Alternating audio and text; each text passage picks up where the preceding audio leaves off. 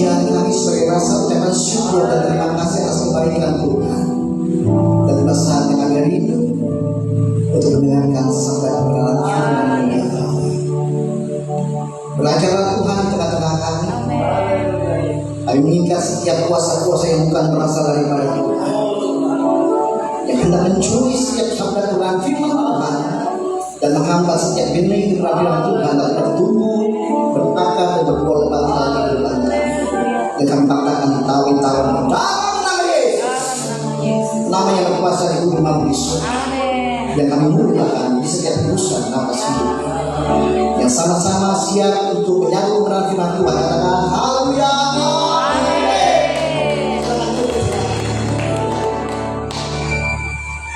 Haleluya.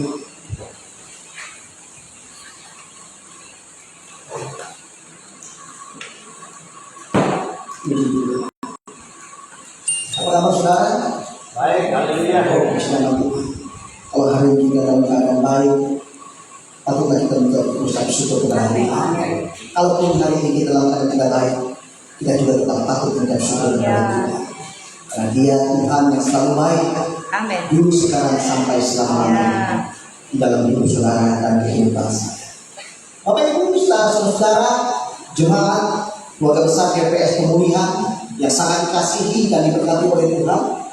Pada pagi hari ini saya ingin sekali untuk menyampaikan sabda kebenaran firman Tuhan yang terambil di dalam nas kitab Lukas pasal yang keempat ayat yang ke-31 sampai yang ke-37. Perluan firman Tuhan pada hari ini terambil di dalam kitab Lukas pasal yang keempat ayat yang ke-31 sampai yang ke-37. Kita akan membaca kebenaran firman Tuhan secara bergantian. Kaum pria akan membaca ayat yang ganjil dan kaum wanita akan membaca ayat yang genap dan seterusnya. Demikian firman Tuhan dengan diterjemahkan dari beberapa Alkitab, yaitu Yesus dalam rumah ibadat di Kapernaum. 2-3 ayat. Kemudian Yesus pergi ke Kapernaum, sebuah kota di Galilea, lalu mengajar di situ pada hari Sabat. Mereka takjub mendengar pengajarannya, sebab perkataannya penuh kuasa. Di dalam rumah ibadat itu ada seorang yang kerasukan setan dan ia berteriak dengan suara keras, Hai engkau Yesus orang Nazaret, apa urusanmu dengan kami? Engkau datang hendak membinasakan kami? Aku tahu siapa engkau, yang kudus dari Allah. Tetapi Yesus memperhatikannya, diam, keluarlah daripadanya. Dan setan itu pun memasang orang itu ke tengah orang banyak, lalu keluar daripadanya dan sama sekali tidak menyakitinya. Dan semua orang takjub, lalu berkata seorang kepada yang lain, katanya, alangkah hebatnya perkataan ini, sebab dengan penuh wibawa dan kuasa, ia memberi perintah kepada roh jahat, dan mereka pun keluar. Dan seorang memberi kembali yang sampai di sini membaca kita. Bisa Haap PHP Polis Elohim dalam Bapa, Putra dan Roh Kudus Tuhan yang Esa. Saudara, Bapak Ibu serta jemaat yang sangat dikasihi dan diberkati oleh Tuhan kita Yesus Kristus. Kalau kita mengamati baik-baik perluan firman Tuhan pada hari ini, bagaimana peristiwa permulaan pelayanan Yesus Kristus pasca Yesus Kristus telah dipenuhi oleh kuasa Roh Kudus, dan ia baru saja menyelesaikan 40 hari lamanya berpuasa. Maka kita akan menemukan bagaimana Alkitab mencatat yang pertama kali permulaan pelayanan Yesus adalah ia dicobai pada gurun oleh iblis. Dengan kata lain, permulaan pelayanan Yesus Kristus ia harus berhadapan head to head dengan iblis. Saudara, iblis tahu apa yang menjadi dasar utama yang harus ia lakukan untuk menyerang pribadi yang bernama Yesus Kristus, yaitu terkait roti yang menjadi kebutuhan di dalam kehidupan Yesus Kristus. Mengapa roti menjadi salah satu serangan daripada yang dikenakan oleh iblis oleh Yesus Kristus. Karena Yesus Kristus baru saja 40 hari lamanya ia berpuasa. Saudara, ketika iblis senantiasa melakukan penyerangan terhadap Yesus, itu berusaha untuk menggunakan bahasa yang begitu luar biasa. Kalau kita mengamati secara baik-baik, di mana katakan firman Tuhan, jika engkau anak Allah, saudara, jemaat yang sangat dikasihi dan berkati oleh Tuhan, makna perasa daripada jika engkau anak Allah yang disampaikan oleh iblis ini merupakan satu pengakuan akan identitas sejati yang melekat di dalam kehidupan Yesus Kristus itu sendiri, bahwa dia tahu bahwa dia adalah anak Allah. Tetapi yang sesungguhnya adalah iblis mau bagaimana Yesus bertindak berdasarkan identitasnya secara fisik dan simbolik tanpa firman. Dengan kata lain, iblis ingin identitas Yesus sebagai anak Allah bisa dipakai untuk memenuhi kebutuhan dengan cara yang tidak sesuai kehendak Allah itu sendiri. Bapak Ibu saudara, jemaat yang sangat dikasihi dan diberkati oleh Tuhan, dalam kitab Lukas pasal 4, perasaan Allah menggunakan kata huios. Kata huios dipakai untuk menekankan identitas Mesias yang dikurangi. Yang itu berarti bahwa cobaan iblis mencoba mengaitkan identitas itu dengan tindakan yang melawan kehendak Allah, sehingga Allah harus menentang dengan satu respon iman menggunakan dasar firman Tuhan. Setelah Bapak Ibu yang sangat dikasihi dan berkati oleh Tuhan, identitas anak Allah bukanlah satu tiket cara Yesus Kristus untuk memaksa Bapaknya melakukan apa yang ia mau dalam hidup. Terlebih lagi apa yang iblis tantang kepada Yesus, melainkan Yesus Kristus lebih mementingkan panggilan untuk taat dan berserah pada rencana Bapa. Oleh sebab itu Yesus tidak mau menonjolkan identitas sebagai anak yang memiliki kuasa otoritas penuh baik di surga maupun di bumi, ketika iblis memancingnya untuk melakukan otoritas yang diharapkan. Saudara, melihat Yesus menjawabnya dengan sabda pengenalan firman-Nya.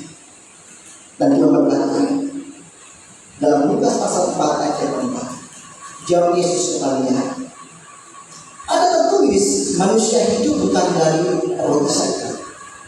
Saudara, Yesus Kristus mengutip salah satu kitab perjanjian lama di dalam kitab Imbangan atau Ulangan pasal yang ke-8 ayat yang ketiga. Di dalam kitab Ulangan pasal 8 ayat yang ketiga mereka berkata demikian, ada tertulis manusia bukan hidup dari roti saja, tetapi dari segala tiap perkataan yang keluar dari mulut Allah. Saudara, itu bisa penekanan dalam kehidupan Yesus Kristus. Ketika Yesus dipancing untuk apa? Untuk menunjukkan identitasnya sebagai anak Allah yang berkuasa di bumi maupun di surga, agar kiranya Yesus mengubah batu-batu menjadi roti. Agar tapi Yesus tahu itu merupakan satu rencana Allah yang harus dia genapi dan dia lakukan. Maka dia senantiasa melawan perintah iblis dan mengabaikan perintah iblis dengan membalikkan kalimat dengan firman Tuhan sebagaimana yang dikatakan manusia itu bukan dari roti saja, maka dari setiap benih firman Tuhan yang keluar dari mulut Allah. Saudara, Bapak Ibu yang saya kasih dan berkati Tuhan, oleh sebab itu betapa pentingnya kebenaran firman Tuhan nantiasa menjadi kekayaan yang abadi dalam kehidupan kita. Berhubung di dalam perjalanan kehidupan kita ada begitu banyak tikus Tuhan yang iblis kenakan, yang iblis lancarkan di dalam kehidupan saudara dan saya. Kalau saudara tidak memiliki kekayaan abadi yaitu firman Tuhan sebagai pendapat roh, maka saudara habis dan lenyap. Terkena tikus oleh iblis itu sendiri. Oleh sebab itu dalam kitab Mazmur pasal yang ke-1 ayat yang kedua di sana dikatakan, tetapi yang kesukanya ialah Taurat Tuhan dan yang merenungkan Taurat itu siang dan malam. Saudara perhatikan kata-kata merenungkan Taurat itu siang dan malam. Kata merenungkan dalam bahasa Ibrani berkata haba, yang artinya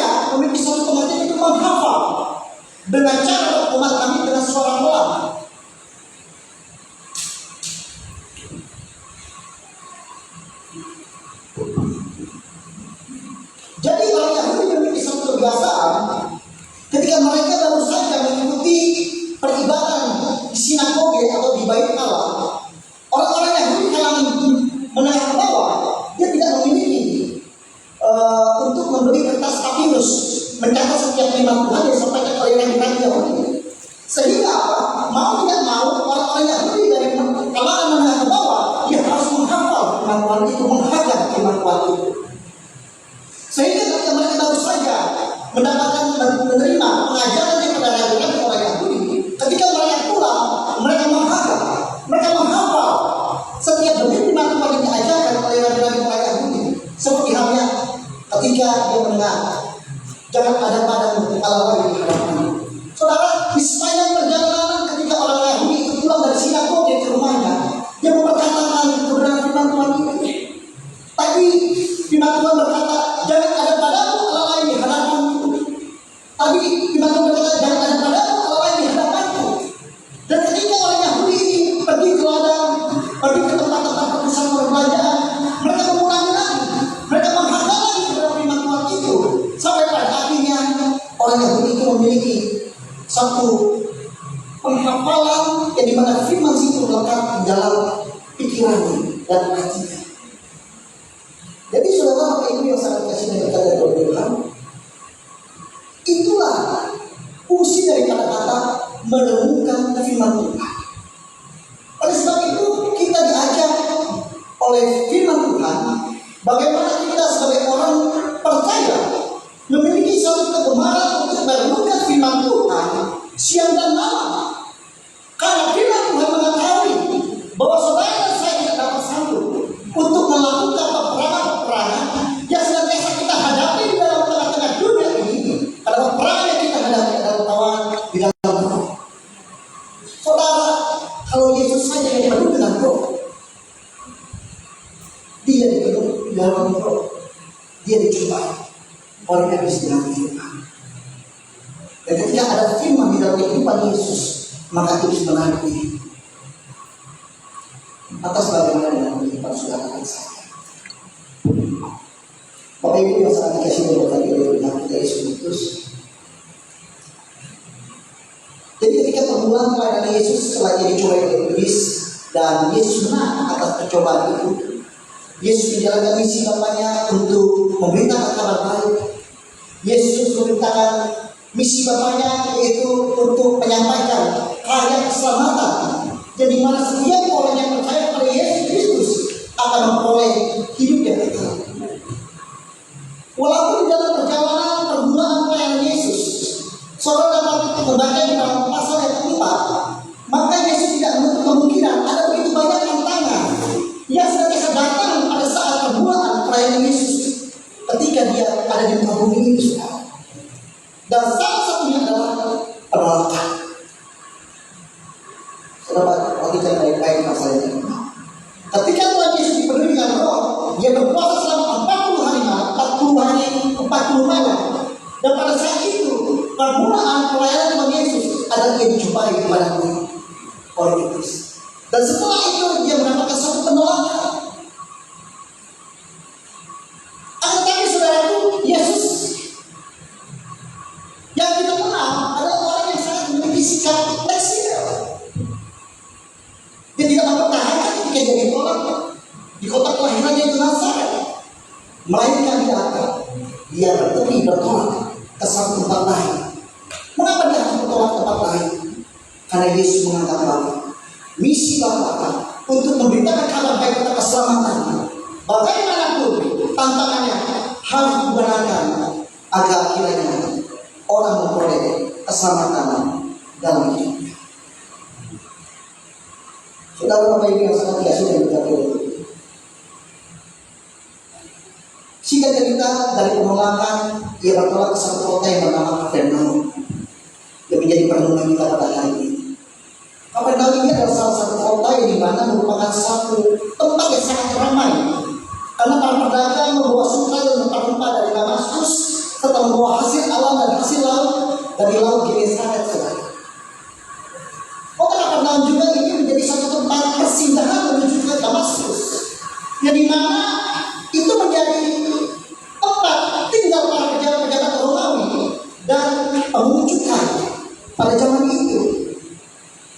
Dan pada akhirnya kota Kapernaum pun harus mengalami sesuatu hal pil pahit yang dimana Tuhan Yesus menubuatkan tentang kerugian. Bapak Ibu yang sekali kasih dari kata ini. Jadi jarak dari Kapernaum itu letak kira-kira 2,5 mil atau 4 kilometer dari Sungai Yordan yang mengarah laut Galilea. Dan Yesus memilih tempat Kapernaum sebagai base camp, sebagai pusat yang dimana sebagai pelayanan kira-kira sekitar 20 bulan lamanya ketika dia ditolak di Nazaret. Menurut Kamus Besar Pintar Alkitab karya Saudara M. Tadi. Saudara, ketika kita merenungkan firman Tuhan di dalam ayat yang pertama secara kesucian dikatakan demikian. Kemudian Yesus pergi ke Kapernaum, sebuah kota di Galilea, lalu mengajar di situ pada hari Sabat. Ternyata tujuan Yesus berangkat ke Kapernaum adalah untuk memberikan suatu pengajaran kepada umat Tuhan yang ada di sana.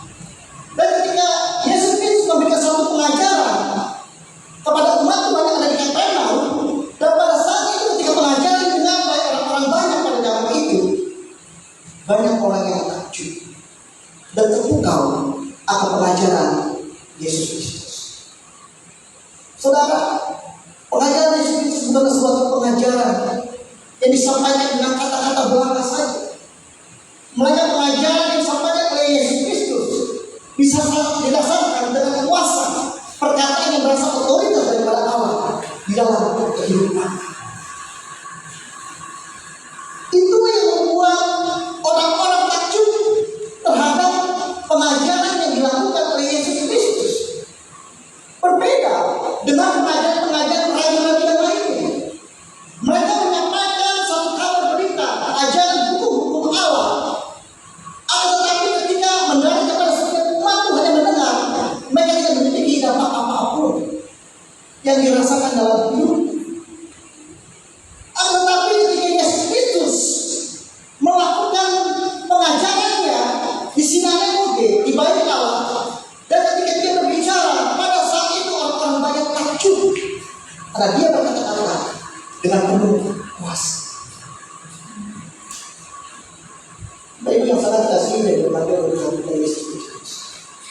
Itu yang menjadi perhubungan kita adalah dari mana kuasa yang didapatkan oleh Yesus.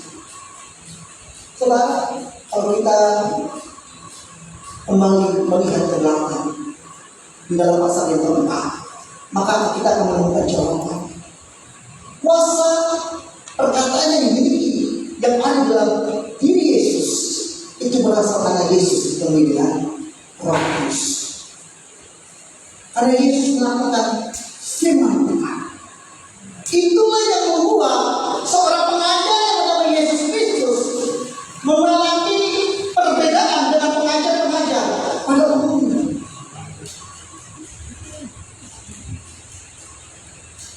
Saudara, begitu hal yang sama dan serupa. Ketika saudara dan saya ingin memiliki satu kuasa di dalam perkataan, kalau saudara tidak hidup di dalam pemimpinan Roh Kudus dan saudara tidak tinggal di dalam firman Tuhan, sulit bagi kita untuk memiliki kuasa yang dimiliki oleh Yesus Kristus itu. Hanya orang-orang yang dipenuhi oleh Roh Kudus lah, hanya orang-orang yang dipenuhi dengan kaya-kaya firman Tuhan lah dan melakukan setiap benih dalam firman Tuhan lah, yang diberikan otoritas kuasa daripada surgawi untuk membuat satu pergerakan terobosan yang mengguncangkan dunia. Bapak Ibu yang saya kasih dari kata itu, bagaimana dengan kita? Apakah di dalam setiap pelayanan kita menghadirkan Roh Kudus di dalamnya? Bagaimana dengan pelayanan kita? Apakah setiap hari kita terus merenungkan firman Tuhan? Ataukah ketika kita melayani, kita hanya sebatas melayani saja, Kita tidak mengandalkan kuasa Roh Kudus. Kita tidak mengandalkan kebenaran firman Tuhan. Saudara, ini menjadi satu perenungan yang patut kita hayati sebagai pemirsa jemaat GPS kemuliaan yang dikasih dari Tuhan. Untuk memiliki otoritas kuasa daripada surga, agar orang-orang takjub ketika mendengarkan pengajaran-pengajaran yang disampaikan di dalam dirinya, maka secara mutlak yang harus kita lakukan adalah kita harus hidup demi Roh Kudus dan hidup di dalam kerajaan kita. Bapak Ibu yang sangat kasih dan berkati dari Tuhan. Oleh sebab itu,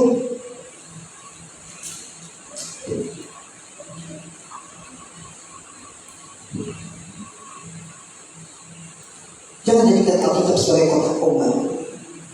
Saudara tahu kotak obat? Ketika saudara terluka, saudara tidak kita gunakan Alkitab. Tapi jadikanlah Alkitab menjadi satu bagian yang terpenting dalam kehidupan kita. Layaknya kita mengkonsumsi makanan hari-hari. Kalau satu hari kita mengkonsumsi makanan bisa 2 sampai 3 kali, bagaimana dengan kebenaran Tuhan yang kita konsumsi dalam kehidupan kita sehari-hari? Apakah kita mengkonsumsi kebenaran Tuhan seminggu sekali ketika kita ada berada di tempat persekutuan tempat ini? Saudara, di zaman sekarang orang yang tidak memiliki kekayaan firman Tuhan hidupnya akan mengalami keruntuhan. Orang yang hidup dekat dengan Tuhan saja kadang-kala ada mengalami goncangan. Apalagi kalau kita sebagai orang percaya kita hidup di dalam kebenaran firman Tuhan dan berkarya di tengah firman Tuhan.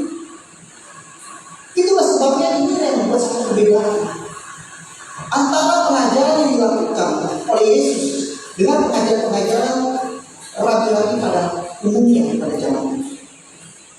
Itu yang membuat seluruh umat Tuhan terpesona melihat pengajaran Yesus Kristus. Bapak Ibu yang sangat kasih dan berkati dari Tuhan. Terlebih lagi, ketika kita menemukan sabda kebenaran Tuhan yang menjadi perenungan kita, bagaimana firman Tuhan mengatakan bahwa dikatakan di dalam ayat yang ke-33 sampai ke 35. Di dalam rumah ibadat itu ada seorang yang kerasukan setan dan ia berteriak dengan suara keras, "Hai engkau Yesus orang Nazaret, apa urusanmu dengan kami? Engkau datang hendak membinasakan kami. Aku tahu siapa engkau yang kudus dari Allah." Tetapi Yesus menghadap katanya, "Diam, keluarlah daripadanya." Dan setan itu pun melepaskan orang itu ke tengah-tengah orang banyak, lalu keluar daripadanya dan sama sekali tidak menyakitinya. Saudara, mengapa roh jahat bisa masuk ke tengah-tengah rumah ibadah yang pada saat itu peribadatan sedang dimulai? Ini adalah satu pertanyaan yang sangat menarik. Mengapa tiba-tiba di dalam rumah ibadah tiba-tiba ada roh jahat masuk dalam diri seseorang, dan pada saat itu dia akan berteriak-teriak? Itu pertanda bahwa tempat ibadah tidak menjamin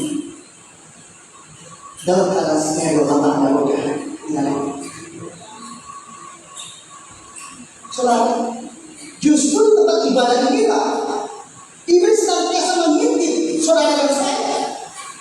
Bagaimana ketika dia ditabur pada hari ini dari atas mimbar yang suci, bagaimana iblis senantiasa ingin merampas firman Tuhan.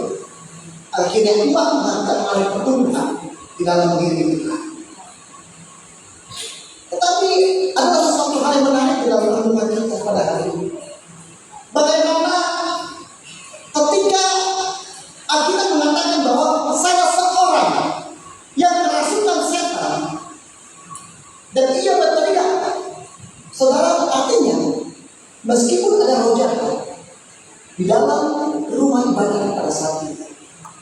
Tetapi itu tidak mempengaruhi banyak anggota yang beribadah kepada Tuhan. Mereka tetap berfokus kepada Tuhan. Dan melalui hal ini dapat kita simpulkan bahwa sebenarnya Tuhan ingin menunjukkan otoritasnya kepada roh jahat. Bahwa dia berkuasa untuk mengeluarkan roh jahat. Dia berkuasa untuk menghalau roh jahat agar roh jahat itu pergi dan meninggalkan orang yang dirasuki di dalam hidup. Saudara, oleh sebab itu kita perlu di dalam setiap pelayanan kita untuk menghadapi roh jahat terlebih dahulu. Agar apa? Agar demi firman Tuhan ketika disampaikan dari hamba-hambanya, dari altarnya yang kudus, itu sungguh-sungguh mendarat di dalam hati kita dan bertumbuh berakar menghasilkan buah-buah kebenaran. Maka daripada itu Yesus memberikan sebuah perumpamaan di dalam kitab Matius pasal yang 13 tentang seorang penabuh. Kalau saudara perhatikan baik. Jadi saudara, Bapak Ibu yang sangat dikasih dan berkati oleh Tuhan, hal serupa juga yang menimpa seseorang yang kerasukan setan di Gerasa. Bagaimana iblis menggunakan bahasa yang sama kepada Yesus, yaitu, apa urusanmu dengan aku, hai anak Allah yang maha tinggi? Untuk membuktikannya, saya mengajak kita untuk membuka di dalam kitab Lukas pasal yang ke-8 ayat 26 sampai 27. Lukas pasal yang ke-8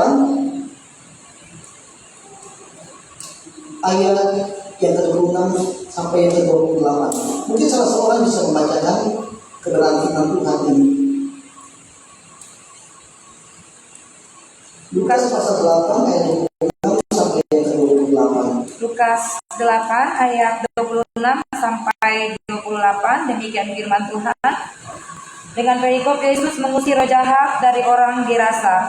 Lalu mendaratlah Yesus dan murid-muridnya di tanah orang Gerasa yang terletak di seberang Galilea. Setelah Yesus naik ke darat, datanglah seorang laki-laki dari kota itu menemui dia.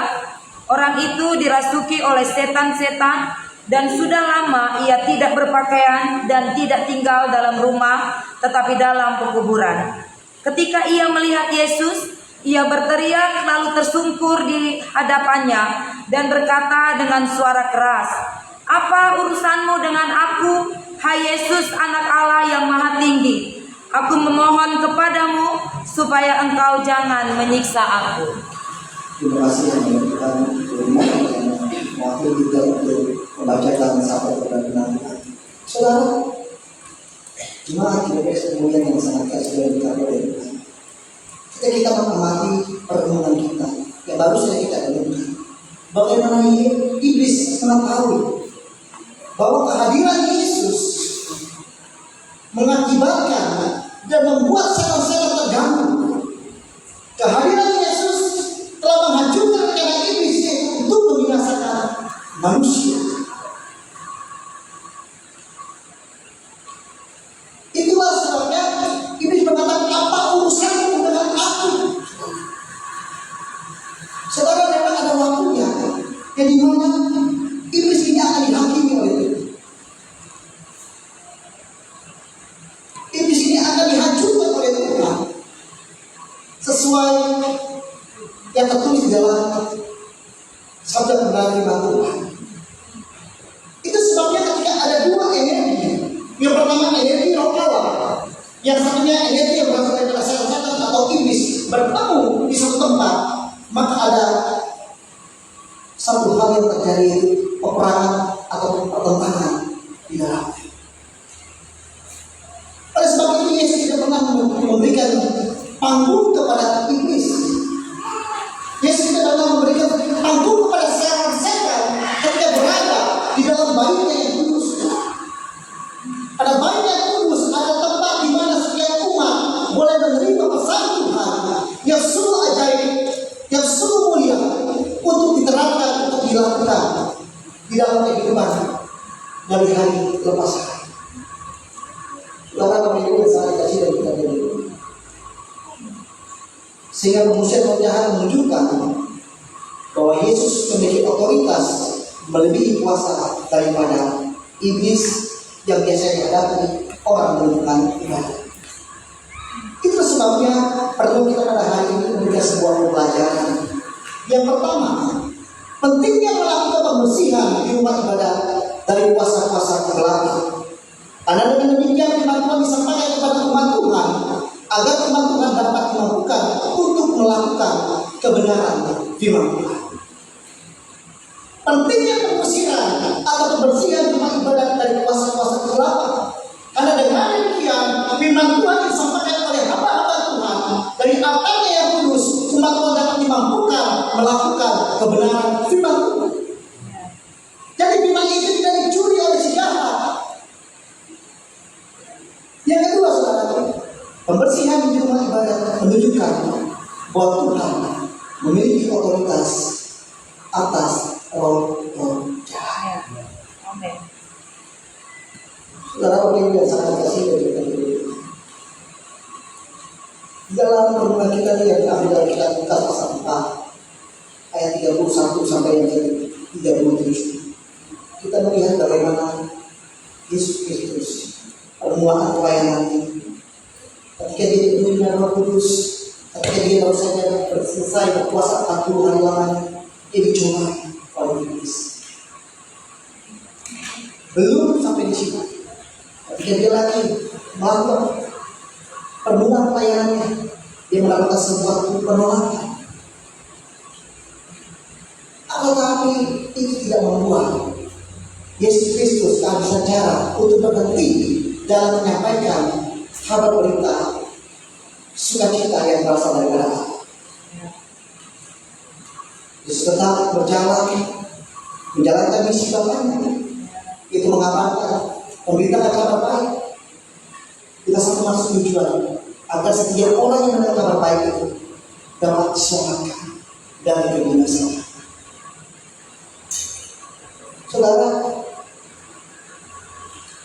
jemaat yang sangat kasih dari kita. Mungkin saat ini saudara dan saya lah yang akan menjalankan mandat Tuhan ini. Dan Yesus Kristus telah memberikan satu teladan contoh bagaimana kiat-kiat di dalam permulaan pelayanannya ketika ada di muka bumi ini. Ketika saudara penuh dengan roh, berarti tidak ada tantangan. Ketika saudara penuh dengan Roh Kudus, berarti tidak ada hambatan. Adapun hambatan dan tantangan tidak membatasi kita untuk berhenti dalam memberitakan kabar baik, karya keselamatan yang daripada Allah yang dibutuhkan bagi setiap orang yang percaya kepada Dia. Sampai pada akhirnya, bagaimana kita melihat ternyata Tuhan yang kita sembah dalam Tuhan Yesus Kristus adalah Tuhan yang memiliki otoritas atas roh jahat. Biar firman Tuhan pada hari ini terus mendorong kita dan memotivasi kita. Gimana saja Tuhan mempercayakan kita? Gimana saja Tuhan menetapkan kita untuk menjadi saksinya bahwa tantangan yang pertama adalah bagaimana kita harus membersihkan keberadaan kuasa kegelapan dan menghambat umat Tuhan untuk mengalami pertumbuhan di dalam hidup kebenaran firman Tuhan. Kita bersatu di dalam. Kami bersyukur dan berterima kasih untuk sedia sabda kebenaran firman Tuhan yang pada hari ini senantiasa digunakan dari altar yang kudus. Kami sadar bagaimana kami mau belajar daripada Yesus Kristus ketika melakukan permulaan pelayanan di muka bumi ini. Ada begitu banyak tantangan dan hambatan yang senantiasa melintangi di dalam proses memberikan kabar baik kepada dunia.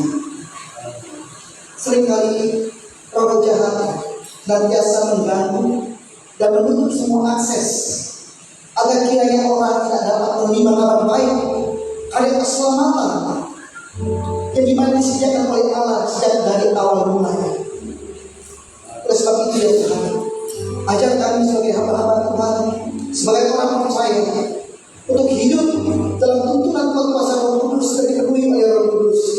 Dan ajar kami untuk terus memperkaya diri kami dengan firman-Mu yang agung dan mulia.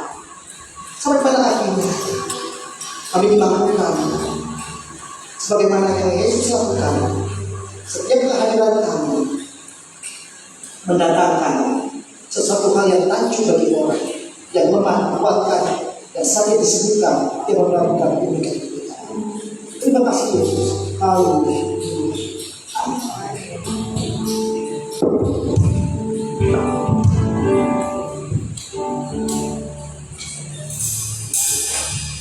Puji Tuhan, Bapak Ibu Saudara, saya percaya kita semua sudah diberkati oleh kebenaran firman Tuhan. Amin. Kalau Yesus bisa mengalahkan pekerjaan kuasa kegelapan, maka kita pun memerlukan kuasa yang sama untuk kita bisa menaklukkan musuh di bawah kaki kita.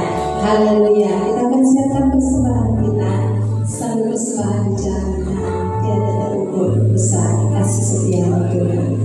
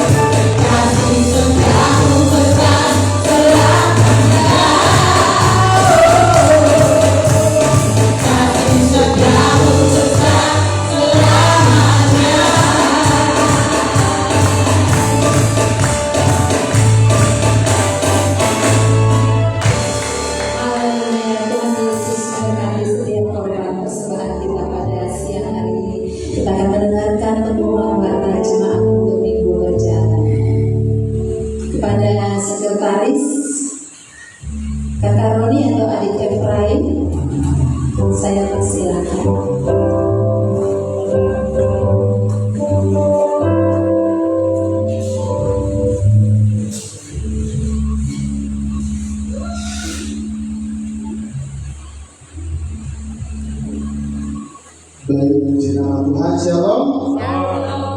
Bisa ada sukacita, amin.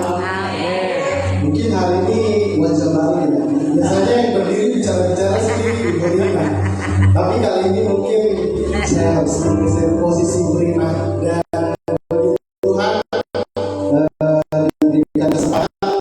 Mungkin ya saja sebentar satu barang ini tapi mungkin karena masih bersama lagi saya membacakan beberapa untuk hari ini, ibadah hari ini diadakan terus karena ada ibadah dan remaja satu pemuda, ada ibadah remaja berarti untuk hari ini pemuda dan ibadah gabungan remaja dan pemuda diadakan. Jadi hari ini teman-teman pemuda silahkan berlibur di pasar putih. Oh baru ada. Oh berarti terjadi liburan di pasar putih. Hari ini nanti ada undangan ibadah gabungan sekolah minggu. Hari ini Minggu 19 April di Jemaat Inggandi, Jemaat Gereja Seminari Inggandi jam 4 sore. Terkait mobilitas mungkin nanti bisa dibicarakan lebih lanjut dengan Pak Sumedi atau yang lainnya untuk keberangkatan dari gereja menuju gereja Inggandi. Untuk selanjutnya untuk hari Rabu ada ibadah kaum laki-laki yang bertempat di Bapak Jeffrey. Untuk alamat di kampung Serikuri. Kalau ada yang tidak tahu nanti Bapak Jeffrey next. Jadi tolong di-share biar jadi jangan sampai salah pergi ke Unifa lagi. Oh iya, kalau orang lama pasti tahu. Mungkin buat yang orang baru ya. Untuk pujian Bapak Sumedi, untuk firman Tuhan Bapak Paul Silalangi, untuk hari Rabu ibadah kaum laki-laki. Untuk selanjutnya hari Sabtu 2026 ada ibadah puasa di tempat ini di Gedung DPS Pemilihan. Terus selanjutnya untuk pujian untuk ibadah Sabtu Ibu Sumedi.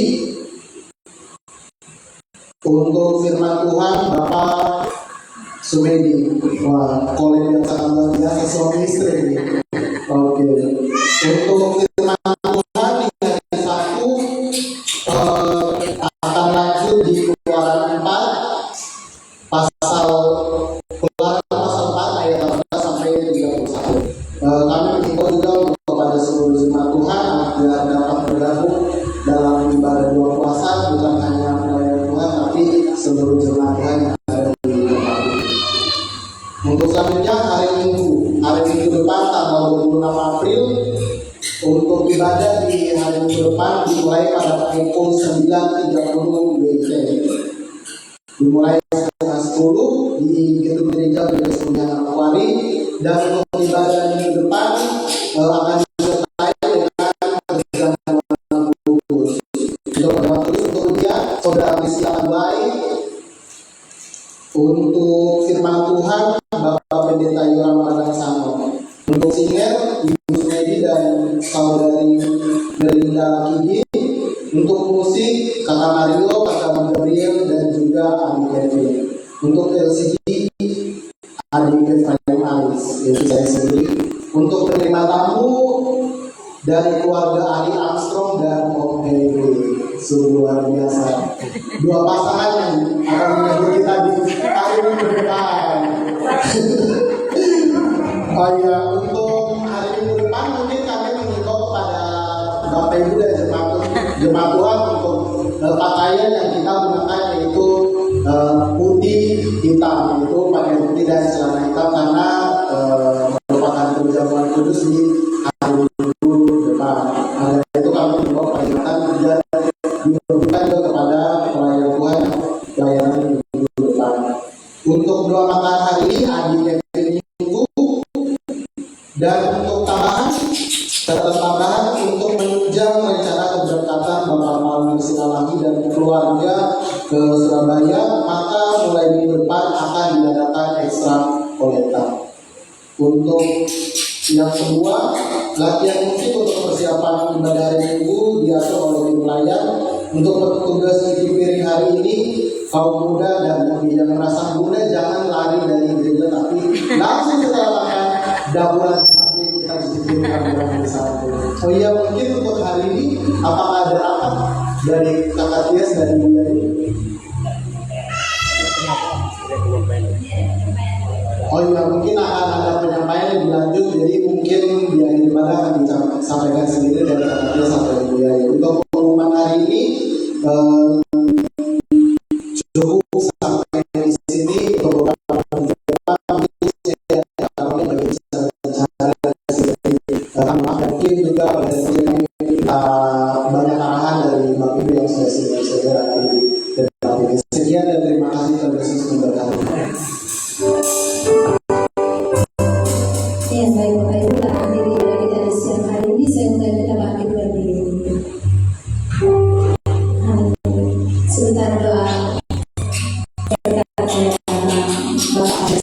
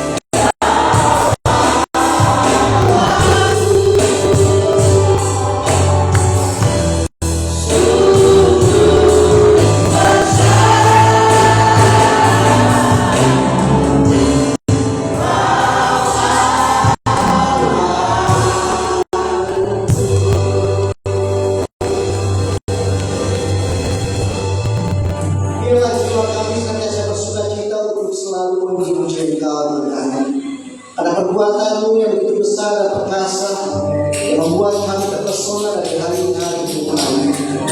Di dalam kesempatan yang terindah pada hari ini, kalau mengizinkan kami untuk berbakti menyembah Tuhan, Kau hadir di tengah umat-Mu, dan Kau telah memuaskan hasrat dahaga kami dengan sangat berarti dan menjadi kemenangan. Kami percaya Tuhan, bersetiap syukur yang telah kami naikkan pada pagi hari ini menjadi upaya yang harum menyenangkan hati Tuhan. Bila hari hidup kami dan kita terus terkenal di hadapan Tuhan dan menyenangkan hati Tuhan. Bapa di dalam surga, Bapa yang kami sembah dalam nama Tuhan Yesus. Kami juga berdoa Tuhan Yesus atas setiap beban syukur yang telah kami persembahkan bagi gereja Tuhan di tempat ini. Pastikan juga setiap pemberian kami yang akhirnya beban syukur yang telah kami terima pada hari ini itu bisa membesar yang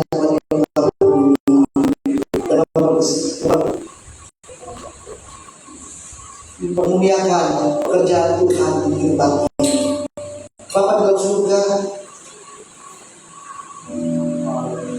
Bapa yang kami sembah di dalam nama Tuhan Yesus, kami juga ingatkan akan saudara-saudara kami seiman yang pada saat ini tidak bersama-sama dengan kami. Engkau mengetahui aksi yang paling terjadi di antara mereka ya Tuhan. Kau menjaga setiap kehidupan mereka. Bagi setiap mereka yang mengalami pergumulan Tuhan, Engkau memberikan kekuatan, Engkau memberikan kemampuan, Engkau meneguhkan iman dan kepercayaan mereka. Amin. Untuk terus mempercayai Yesus Kristus sebagai Tuhan dan Juru Selamat, dan sekaligus Allah yang sanggup untuk membebaskan segala sesuatu. Ayo berdoa juga Tuhan Yesus sebagai kemenangan daripada kita tugas ini yang melakukan perjalanan dari Manokwari ke Pulau Jawa untuk melakukan perubahannya.